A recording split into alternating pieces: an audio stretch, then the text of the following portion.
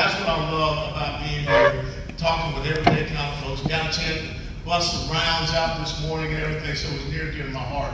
But what I am happy about is that this morning when I went to run, and I had on my orange University of Tennessee running shirt, I didn't get shot. So, and I just playing, okay?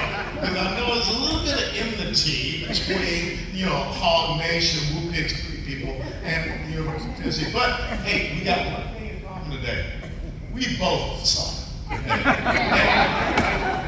Okay, you guys had no offense the entire game, and Tennessee had no offense in the second half. So we both lost today, so let's be here and drown our sorrows together, all right? Who won?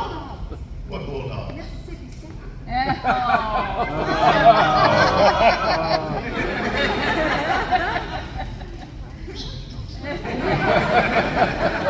See, you got thumbs down. Okay. But again, it's a pleasure to be here.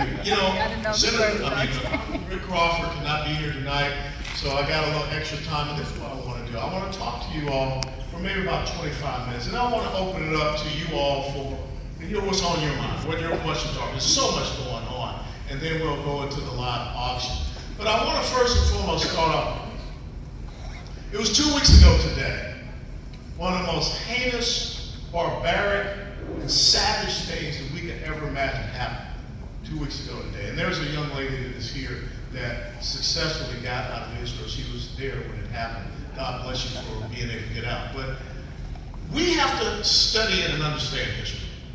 Because I hear people talk about the Palestinians and they need to have their own state. When you go back and you look through history, tell me whether there's ever been a state called Palestine. No. Tell me whether there's ever been a people called Palestinians. Nope.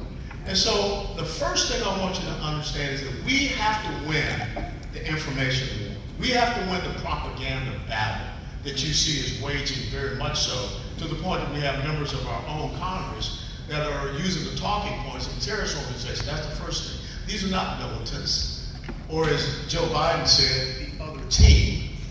They're a terrorist organization. It reminds me when Barack Obama said that ISIS was the JV team. We got to take these people very seriously, and we have to treat them as such.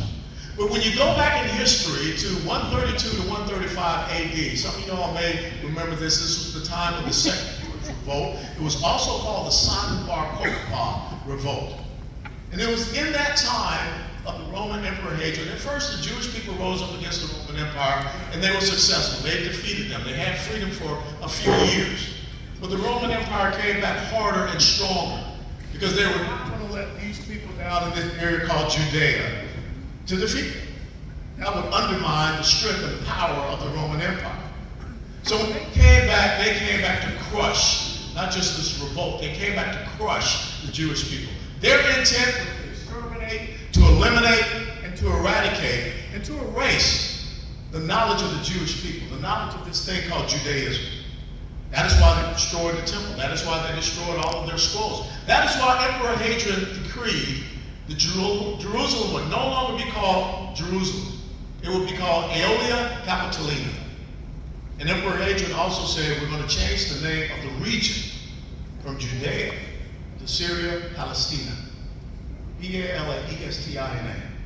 That's the first time that word was ever introduced because of punishment to the Jewish people for revolting against the Romans. Now you ask, okay, Colonel, so where did that word Palestina come from? Well, if you do the research, it came from the ancient word Philistia. Y'all remember, big old guy named Goliath got hit in the head with a rock? The Philistines. And when you understand the Philistines, who their ancient capital was a place called Gaza, the Philistines, they were not Arab. They were not indigenous to that land. The Philistines were from Greece and the Aegean Islands. So all of a sudden, how is it that now we're hearing this argument about these people need to have their own homeland? That got started with Yasser Arafat and the Palestinian Liberation Organization, a terrorist group. And today they call themselves the Palestinian Authority, but really they're Fatah. They're the exact same thing, except they wear suits. But when we fail to understand that history, when we fail to understand the derivative of that word, then all of a sudden we fall into this trap. All of a sudden we have members of Congress. All of a sudden we have kids on our college campuses. When I these young people on college campuses saying that, we're standing up and rising up against the Israeli occupation of Gaza. Well, dumbass. In 2005, Ariel Sharon pulled Israel out of Gaza. And so that's why it's so important that we study. Remember what it says in the Bible, study to show thyself approved. We got to study. We got to understand history. Because when you don't, it's just the same as George Santayana said, the Spanish political philosopher, those who fail to learn from history, to repeat it. And if we don't understand that history of that region, which is also called the Levant. Remember, ISIS would call itself ISIL, Islamic State in Levant. Now, Levant came from the French and Italian sea merchants. And Levant is a Latin-based word, and it means rises from the sea. Because those of you that have been to Israel, you know that if you're there, Tel Aviv, right along the Mediterranean, if you look up, you can see how the mountains rise from the sea. No one has ever called themselves Labatinians. So why is it that we have fallen into this trap? Because we don't study, we don't learn, we don't educate ourselves. So what I want to challenge you to do is with your children and your grandchildren. You got to start talking about history. You got to start talking about facts. You can't allow these other people to come in and poison your kids with all of these false narratives. I mean, Pastor says in 2 Timothy chapter 4, verses 2 through 5 about the false doctors and the false prophets that would go out there tickling people's ears. And that's where we are in the United States of America. So now I want to talk about really the whole essence of why we're here. We're here to celebrate Abraham Lincoln. And in celebrating Abraham Lincoln, I remember one of his great quotes that is appropriate for this day and time if we're truly going to be talking about unity.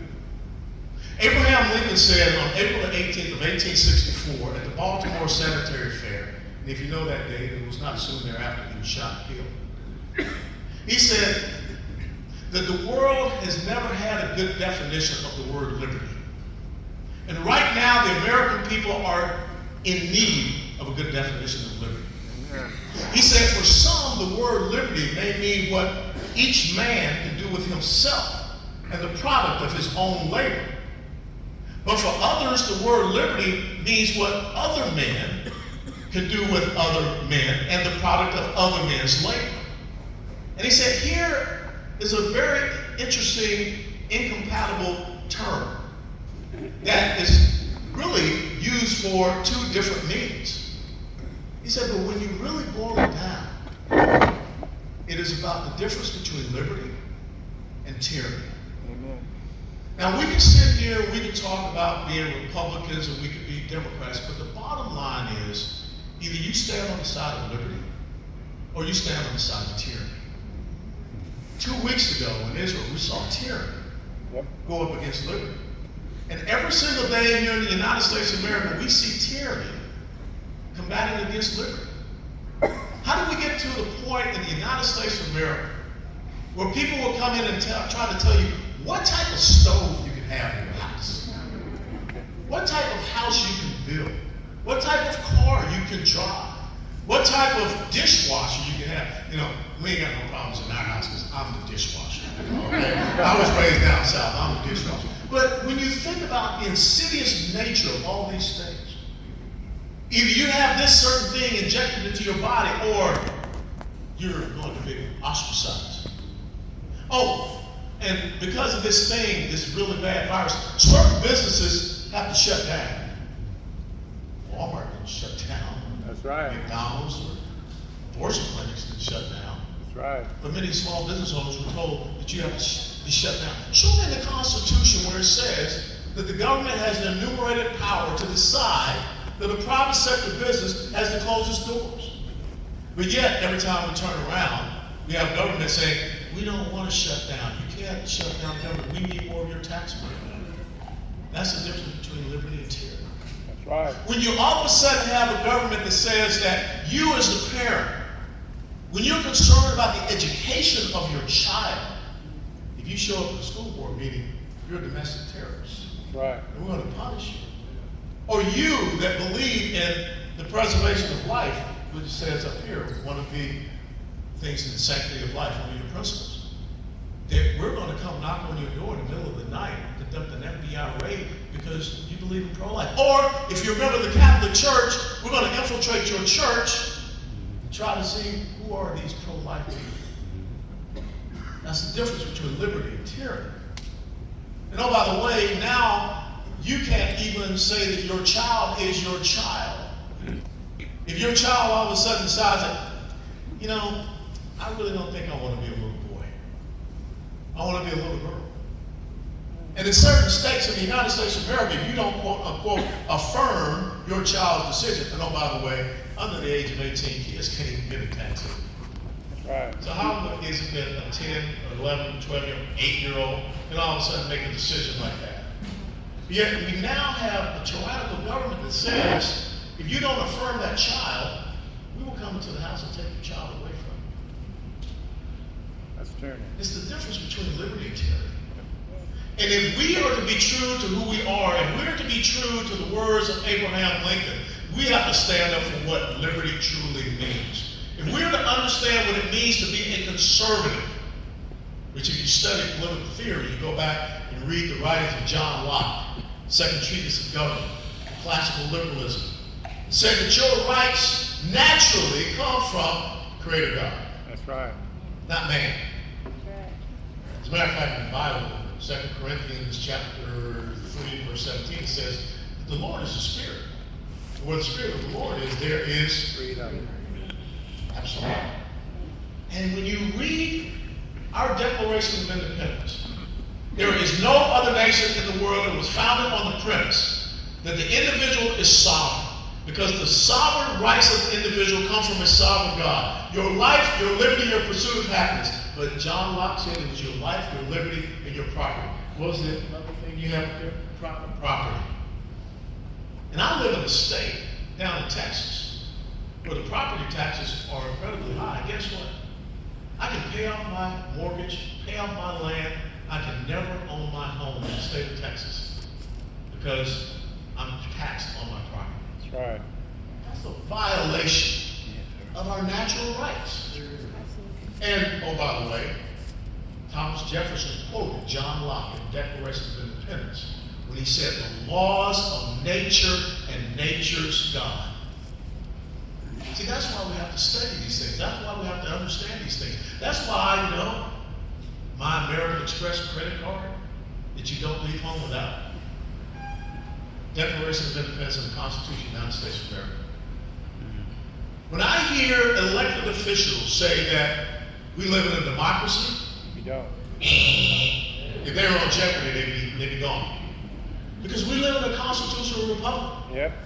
And even the Constitution says that we have supposedly a Republican form of government. But when we don't understand that, then the next thing you know, tyranny steps in, and people come down and create executive orders and edicts and mandates and decrees, and they take away more and more of your freedom without you even understanding and standing up for it. Because now we believe that a president, a governor, anybody can just put their name on something we're supposed to follow. That's not what liberty is about.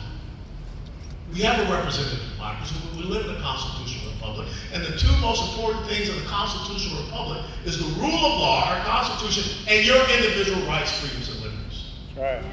But if you don't understand these things, then the next thing you know, people tell you to shut down your business.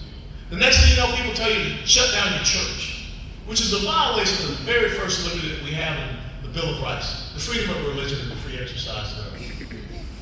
People will tell you that you can't go out there and peacefully assemble. People will tell you you don't have the freedom of expression. People will tell you on social media we have to shut you down. You've got to understand the difference between liberty and tyranny in these days and times, because that's what it comes down to. And I will tell you that we as Republicans struggle with understanding our own history. I was the chairman of the Republican Party of Texas, the largest state Republican party in the United States of America. But when I would travel around the state of Texas and ask them, when was the Republican Party of Texas founded? Very few people could tell me. Independence Day of 1867 was the founding of the Republican Party of Texas. by 150 black men in Houston, Texas. But yet we allow the other side to come down and castigate and demonize and demean us and say that we're the party of racism, when their history is the party of systemic racism. Right. When they are the ones that did not vote for the 13th, 14th, and 15th Amendments. When they are the ones that brought about Jim Crow. When Joe Biden shows up in Atlanta, Georgia, and talks about Jim Crow 2.0, we should have responded by saying, yeah, you guys know about Jim Crow 1.0, because you started it. They were the party of lynchings. They were the party of the poll taxes, the literacy tests. It was their president, Woodrow Wilson, who showed a screening of the birth of the nation, because they founded the Ku Klux Klan. We didn't. But when you don't understand your history, you don't understand that who we are as Republicans is rooted in this thing called liberty. That the very first Republican president taught us what the difference between liberty and tyranny was. What one person would do with themselves and the product of their labor, as opposed to someone else decide what to do with you and the product of your labor. And that lesson applies to today. We should be crushing the other side. But for whatever reason, we have a reticence and a recalcitrance to go out there and go on offense. And all of y'all, we say all y'all in Arkansas too. All y'all that have ever served in the military, you know one doggone thing. You don't win on defense. Even if you have a successful defense, you got to counterattack to drive the enemy off the battlefield. Well, we constantly find ourselves on defense. Talk about losing the propaganda and the information war to Hamas and all these Islamic jihadists. We're losing the propaganda and information war right here to the progressive, socialist, Marxist, communists. Right. When you look at the failure of the left's policies, go to your inner cities. Now, I'm standing here, I think I'm the only person here with a permanent tan. But the people that have been most adversely affected by that party are the people like me. I was born in 1961 in the inner city of Atlanta, Georgia, in a blacks-only hospital. I'm 62 years of age. Think about that. 1961, born in a blacks-only hospital. But yet somehow, I'm able to become a lieutenant colonel in the United States Army when my dad was just a corporal in World War II. Somehow I become a member of the United States House of Representatives. And at the time, I represented the highest per capita income zip code in the United States of America, Palm Beach Island. A kid born in the inner city of Atlanta, Georgia, in a blacks-only hospital, sat down not once, not twice, but 3 times with one of his constituents, whose name was Rush Limbaugh, had dinner. A kid born in the inner city of Atlanta, Georgia, in 1961, who at the time that he was born could not go on Fort Lauderdale Beach, go on Palm Beach Island. 50 years later, he's the congressional representative representing Palm Beach Island and Fort Lauderdale Beach. That's who we are. That's our story. Because in liberty, you can be a victor. But tyranny only wants victims. And in the same year that I was born in the inner city of Atlanta, Georgia, the 2-parent household in the black community was 75 to 77% national. What is it today? It's 24%. And look at the second, third, and fourth order effects thereof. The lack of quality education. Even in North Carolina, when Republicans passed school choice legislation in North Carolina, the Democrat governor, Roy Cooper of North Carolina, issued a state of emergency because we passed school choice. Where were we to come out and just pound them about that? To say very simply, here's a party that once locked kids outside the doors of education, but now they lock them inside the doors of indoctrination. That's right. What a powerful thing to say. And we should all be saved. The fatherlessness, the rampant crime, the drug usage, all of these things. But see, as you all sit here right now, if you don't take these messages to the communities that need to hear it, they'll continue to follow along with this propaganda that they get. We care about you. Here's another handout. Instead of us saying that we want to give you the hand up. We don't want you to be a victim in the United States of America. But tyranny, that's what they want you to be. Why is it important that I'm this tri-county region.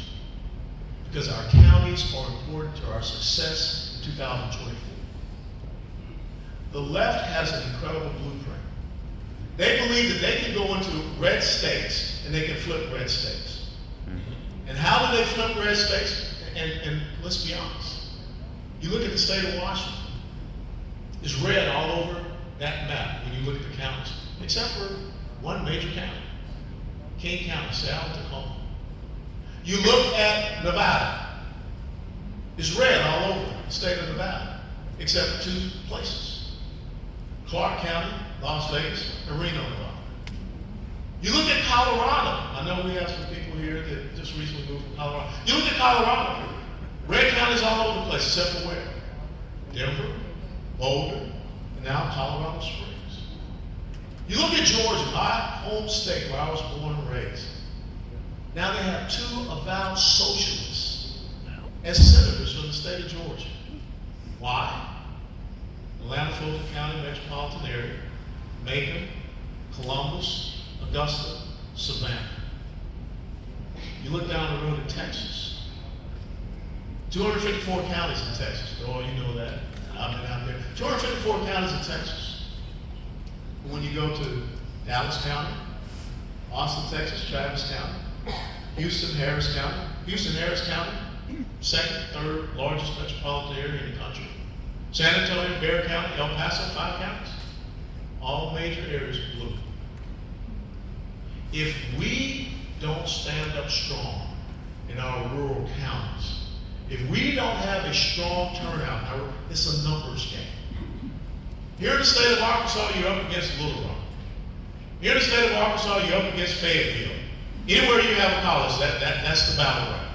And if you don't start going in behind the enemy lines and picking off X amount of percentage, which you should be able to do because all of the right messages, all of the right principles are on our side, especially the principle of liberty. When I hear pastors saying that they are pro-choice, I am confused. Me too. Because last time I checked, Deuteronomy 30 and 19, the Lord set before us two choices. He said, choose life, so that you and your descendants shall live. So I don't know, there's some confused pastors, but we got a challenge. When I see a Black Lives Matter banner on a church, they're very confused. Because tell me, what does a Marxist organization, oh, by the way, maybe some of y'all saw the meme that BLM put out with the Palestinian guy paragliding in, saying that they stand with the quote-unquote Palestinians who are just nomadic Arab Muslims. Well, why aren't we going out there and professing these things? We've got to do a better job messaging. We got to do a better job in all of our red counties. And the other great thing about red counties is this where we make a difference if it comes to election integrity. In all of our red counties, we should be passing resolutions. Number one resolution, we will not have any unsolicited mail-in ballots in our county. Right. You can do that. Because the county level is where elections are executed. Processes and procedures for elections are at the county level. If you go back to April of 2020, you will see an article written by Eric Holder in Time Magazine. The title of the article was How the Coronavirus Should Permanently Change Elections in the United States of America. You know what Eric Holder, his position was in that article? Unsolicited mail-in ballots. Just mail out ballots all over the place, and the next thing you know, you see what happens. You can say in your respective county that you're going to continually have voter registration roll review. You need to do that. Why? Because the illegals going to end up voting.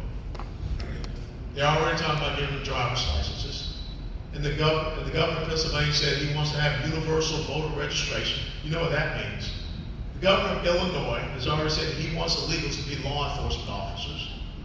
And with Bill Clinton, y'all remember that guy? Yeah. I'm still freaking out that I flew into Bill and Hillary Clinton airport.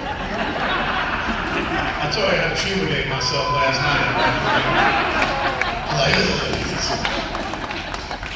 But remember when Bill Clinton did the motor voter law? That as you go to get a driver's license, you also register to vote? See, these people think strategic. Tyranny thinks years and years out. We've got to start doing that. And so start looking at the things that you can do in your county to be a bulwark against all the craziness. Because as long as we allow people to continue to hook up to machines in the ethosphere, you're going to find the tens of millions of people that are still out there in the ethosphere that are dead, that have moved from place to place.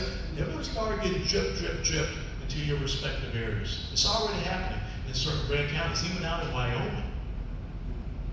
There's nothing wrong with you saying here in Izzard County or in Fulton County or anywhere, we want to go to paper ballots. How many people in Izzard County? Are you still voting? Yeah.